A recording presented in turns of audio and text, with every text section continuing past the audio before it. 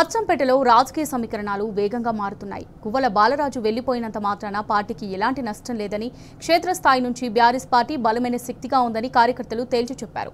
స్థానిక సంస్థల ఎన్నికల్లో గ్రామాన గులాబీ జెండా ఎగరేస్తామని ధీమా వ్యక్తం చేశారు. పార్టీలో అన్ని అవకాశాలను పొందిన గువ్వల బాలరాజు తన రాజకీయ భవిష్యత్ కోసం బీఆర్ఎస్ ను బద్నాం చేస్తామంటే చూస్తూ ఊరుకోమని మండిపడ్డారు. అచ్చంపేటకు కొత్త ఇన్ఛార్జిగా ఎవరు వచ్చినా అందరం కలిసికట్టుగా సహకరిస్తామంటున్నారు.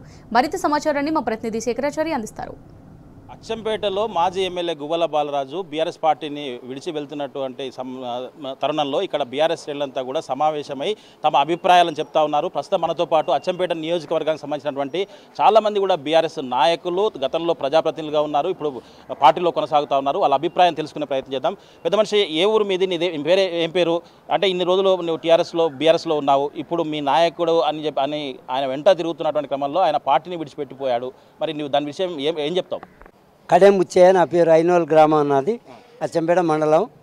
ఈ 2-3 రోజుల సంది అచ్చంపేటకు తిరిగి నాయకులంతా కలిసి మాట్లాడుతున్నాం. ఈ అకస్మాత్తుగా ఆయన వెళ్ళిపోయింది, ఎవరికి తెలియకుండా. హైదరాబాద్లో బాలరాజు హైదరాబాద్లో ఢిల్లీలో ఉండి ఫోన్ల ద్వారా తెలుస్తుంది మాకు పోయిండు అని. అంతసేపు తెలియదు మాకు. ఇప్పుడు కొన్ని సంవత్సరాల సంది ఈ పార్టీలో ఉండి పనిచేసేటోళ్ళం మేము. గ్రామాలల్లో గ్రామ కమిటీలు, మండల కమిటీలు, తాలూకా కమిటీలు, ఈయన లాస్ట్ ఎమ్మెల్యే. అన్ని పదవులతో ఉండదు ఇది. అయితే అల్కగా ఏదో ఆడంగా వచ్చి ఈడంగా పోయే పార్టీ కాదు ఇది. బాలరాజు ఆయన పేర్లు ఆడికే సంతోషపడుతున్నాడు, కానీ ఇది కింది నుంచి పల్లె నుంచి పట్నం వరకు ఉండదు. టీఆర్ఎస్ అన్ని మీటింగులు ఉండే, అందరు చైర్మన్లే, మేమంతా పెద్ద మనుషులమే. దానికి గైడెన్స్ ఇచ్చి నడిపెట్టేందుకు ప్రతి మనిషిని టీఆర్ఎస్లో కలిపి అన్ని మంచి సమయం వచ్చింది. ఇప్పుడు మంచి పంచాయతీ ఎలక్షన్లు వచ్చినప్పుడు ఆయన పోయిడు పరారై. ఈ పరారుకు మేము భయపడేది వెళ్ళలేదు, ఎందుకంటే అంతా ఉండదు కింది నుంచి మీదికెల్లా పార్టీ బలంగా ఉండదు. కాంగ్రెస్ ఏదో నిన్న మన పిల్లలే, కానీ మా అంత పెద్ద మనుషులు మా లెక్క ఉన్న అనుభవం ఉన్న వాళ్ళు లేరు. అయినా మేము వెనకకుండా ఎవరి గ్రామంలో వాళ్ళు పెద్ద మనిషిగా చలామణి అవుతూ గ్రామాల రచించుకుంటూ పార్టీని రచించుకుంటున్నాం. ఆయన పోతే ఇంకోండి ఇన్ఛార్జీలు వీళ్ళు అంతే, ఫుల్ ఛార్జీలు కాదు. ఫుల్ ఛార్జీలు కేసీఆర్ ఇయనే లేదు, ఇన్ఛార్జీ టెస్టింగ్ అంతే. ఈయన ఉన్నాడు, రెండు పర్యాయాలు గెలిపించినా ఆయనకు మంచి లేదు. 2 సంవత్సరాలు ఆయన ఊకినా ఆడుకున్నట్టే పోయిండు. దీనికి మేము మళ్ళీ మంచి ఆయన సంపాదించి సరైన నాయకుని పెట్టి టీఆర్ఎస్ అద్భుతంగా గెలిపించుకొని గ్రామాలలో పరిపాలన చేయాలని మా కోరిక. రైట్, మీరు చెప్పండి. ఇప్పుడు గతంలో అంటే ఒక 2 పర్యాయాలు ఇక్కడ ఎమ్మెల్యేగా చేసిన తర్వాత వెంట మీరున్నారు. ఇప్పుడు ఉన్న ఫలంగా వెళ్ళిపోయిన తరుణంలో మీరు ఏమనుకుంటున్నారు, ఏం చర్చించుకుంటున్నారు? ఆయన స్వార్థం కొరకు ఆయన వెళ్ళిపోయిండు. ఈ పార్టీ ఆయన సొంతం కాదు. మేమందరం కార్యకర్తలందరం కలిసి ఒక లీడర్ని తయారు చేసినాము. ఒక లీడర్ వెళ్ళిపోయినంతలోనే మేమేమి అధైర్యపడము. ఆయన దురదృష్టంతో వెళ్ళిపోయింది ఈ పార్టీకి వెళ్ళి. మేమంతా సంతోషపడి మేము కొత్త నాయకుని, ఖచ్చితంగా మేము ఉండే నాయకుని మళ్ళీ మేము కార్యకర్తలను రెడీ చేసుకుంటాం, బలోపేతం చేస్తాం, పార్టీని ముందుకు తీసుకుపోతాం. స్థానిక సంస్థల ఎన్నికల్లో ఘన విజయం సాధిస్తాం. మళ్ళీ అచ్చంపేట నియోజకవర్గంలో గులాబీ జెండాను ఎగరవేస్తామని ఘంటాపథంగా తెలియజేస్తున్నాం. అచ్చంపేట నియోజకవర్గంలో అంటే రాష్ట్ర వ్యాప్తంగా కూడా చర్చ జరుగుతూ ఉంది. అంటే మీరు కూడా గతంలో కొన్ని ఇబ్బందుల ప్రకారం ఉన్నట్టుంది. అంటే ఇప్పుడు పరిస్థితి ఎట్లా ఉంది, పార్టీ పరిస్థితి ఈ తరుణంలో బాలరాజు గారు పోవడం ఎట్లా అనిపిస్తుంది? ఇప్పుడు ఒకటండి, ఇప్పుడు ఈ పొజిషన్ కాడికి వచ్చేవరకు అయితే ఈరోజు స్టేట్లో బీఆర్ఎస్ పార్టీ చాలా గట్టిగా ఆదైంది. ఎందుకంటే ఇప్పుడు రేవంత్ రెడ్డి చేసే పనులు జనంలో బాగా ఆదాయింది. ఎవరు కూడా నమ్ముతలేరు. మంచి టైంలో ఏం చేసినాడు మాకు బాలరాజు ఆల్రెడీ పార్టీ చేసిన అంటే ఆయనకి ఎంత కష్టపడి గెలిపించి 2 సార్లు ఎమ్మెల్యేని చేసిన, ఒకసారి ప్రభుత్వం ఇప్పుడు కూడా చేసిర్రు. అచ్చంపేట ప్రజలు ఆయనకు బాగానే కష్టపడి రుణపడి ఉన్నారు, కానీ ఆయన అందరికీ అన్యాయం చేసిపోయిండు. కానీ ఇప్పటికైనా కానీ ఇవాళ రేపు లోకల్ ఎలక్షన్లో బీఆర్ఎస్ పార్టీ సర్పంచులు కానీ జెడ్పీటీసీలు కానీ చాలా గట్టిగా కష్టపడి గెలిపించుకోవాలని ధీమతోటి ఉన్నారు. కానీ ఈయన ఒక్కనే అకస్మాత్తుగా జలకిచ్చిన జనం అది అనుకోలేదు.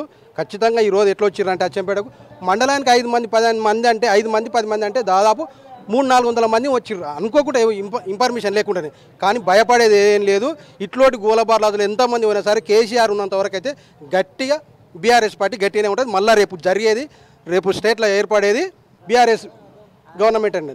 రైట్, ఏం చెప్తావు నువ్వు? ఇట్లా మీ అంటే ఇన్ఛార్జ్గా ఉన్నాయన వెళ్ళిపోయినా అని చెప్పారు, మీ యువత ఏం ఆలోచిస్తుంది? బీఆర్ఎస్ పార్టీ అనేది ఒక సముద్రం లాంటిది. చెరువులలో నీళ్లు బావులలో పోతాయి కానీ సముద్రంలో ఎప్పుడు నీళ్లు పుష్కలంగా ఉంటాయి. అలాంటిది ఒక నాయకుడు పోయినంత మాత్రాన పార్టీకి వచ్చే ఇబ్బంది ఏం లేదు.